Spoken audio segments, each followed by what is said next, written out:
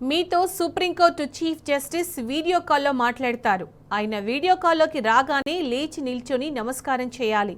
ఆ తరువాత మీ కేసు విచారణ మొదలవుతుంది అంటూ సైబర్ నేరగాళ్లు ఫేక్ కోర్టును నకిలీ జడ్జిని తయారు చేశారు.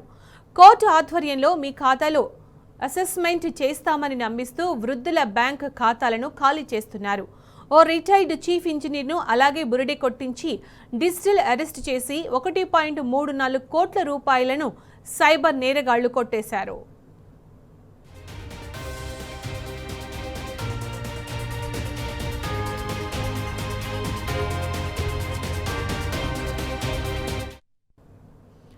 ఉప్పల్కు చెందిన రిటైర్డ్ చీఫ్ సైంటిస్ట్ ఉద్యోగికి గత నెల 31న ఒక గుర్తు తెలియని వ్యక్తి ఫోన్ చేసి మీపై బెంగళూరులోని అశోక్ నగర్ పిఎస్లో కేసు నమోదైందని చెబుతూ అందుకు సంబంధించిన వివరాలు పోలీస్ ఆఫీసర్ సందీప్ రావు వివరిస్తారంటూ ఫోన్ను మరొకరికి కనెక్ట్ చేశాడు.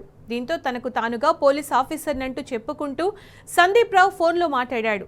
మీ ఆధార్ నంబర్ను సదాకత్ ఖాన్ అనే వ్యక్తి దుర్వినియోగం చేశాడు. అతనిని ఇందిరాగాంధీ ఇంటర్నేషనల్ ఎయిర్పోర్ట్లో నవంబర్ 2, 2024న అరెస్టు చేశారన్నారు.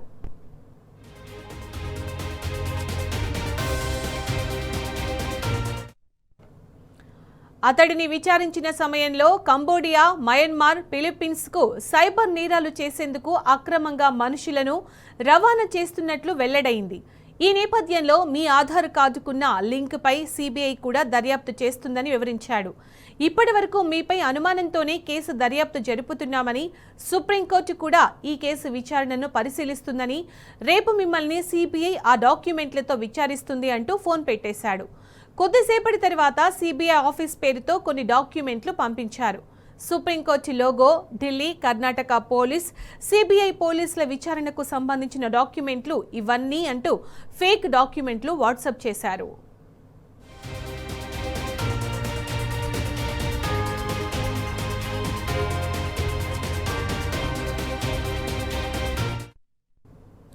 అందులో అరెస్టు వారెంట్ కూడా జారీ కావడానికి సిద్ధంగా ఉన్న ఒక డాక్యుమెంట్ సైతం ఉంది. దానిని చూపించిన నకిలీ సిబిఐ ఆఫీసర్ మీరు అరెస్టు నుంచి తప్పించుకోవాలంటే మీకు ఈ కేసుతో ఎలాంటి సంబంధం లేదని, మనీ లాండరింగ్కు పాల్పడలేదని, ఇతర ప్రాంతాల నుంచి డబ్బు రాలేదని రుజువు చేసుకోవాల్సి ఉంటుందన్నారు. అందుకు సుప్రీంకోర్టు రిజిస్టర్కు సంబంధించిన వివరాలు మేమిస్తామంటూ సైబర్ నేరగాళ్లు నమ్మబలికారు.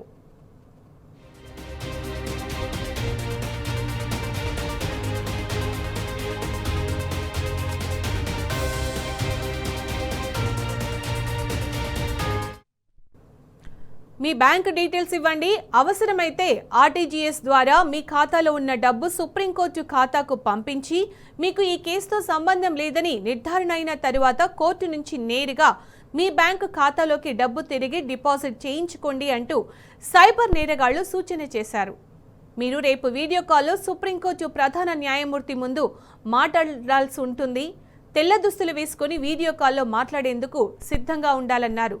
చీఫ్ జస్టిస్ కావడంతో వీడియో కాల్లోకి రావడంతోనే మీరు పైకి లేచి నిల్చొని నమస్కారం చేయాలి అంటూ సూచించారు. అది నిజమని నమ్మిన బాధితుడు, అతడి భార్య మరుసటి రోజు వీడియో కాల్ రావడంతోనే అప్రమత్తమయ్యాడు.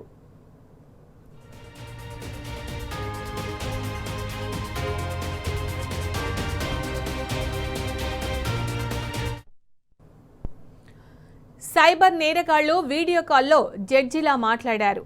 మీపై తీవ్రమైన ఆరోపణలున్నాయి, మిమ్మల్ని అరెస్టు చేయాల్సి ఉంటుందంటూ బెదిరించారు. అయితే మీరు అమాయకులు అయ్యేందుకు కూడా అవకాశం ఉందని, పోలీసులు చెప్పేది ఏకపక్షంగా నమ్మలేమంటూ మాట్లాడారు.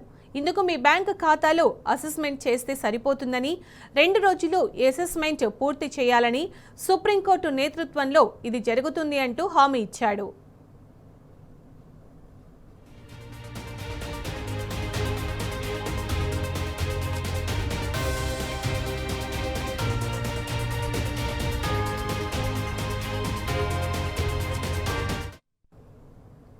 మీరు సుప్రీంకోర్టుకు సంబంధించిన బ్యాంక్ ఖాతాలో డిపాజిట్ చేసే మొత్తం తిరిగి రీఫండ్ అవుతుందని, భయపడాల్సిన పని లేదంటూ భరోసా ఇచ్చారు. ఇది నిజమని నమ్మిన బాధితుడు తన 3 ఖాతాలో ఉన్న 1.34 కోట్ల రూపాయలు ఈ నెల 2, 3వ తేదీలో సైబర్ నేరగాళ్ల ఖాతాలోకి బదిలీ చేశాడు. ఆ తర్వాత ఎలాంటి ఫోన్లు రాకపోవడంతో ఇదంతా మోసమని గుర్తించి రాచకొండ సైబర్ క్రైమ్ పోలీసులకు ఫిర్యాదు చేశాడు. దీంతో పోలీసులు కేసు నమోదు చేసుకుని దర్యాప్తు చేపట్టారు.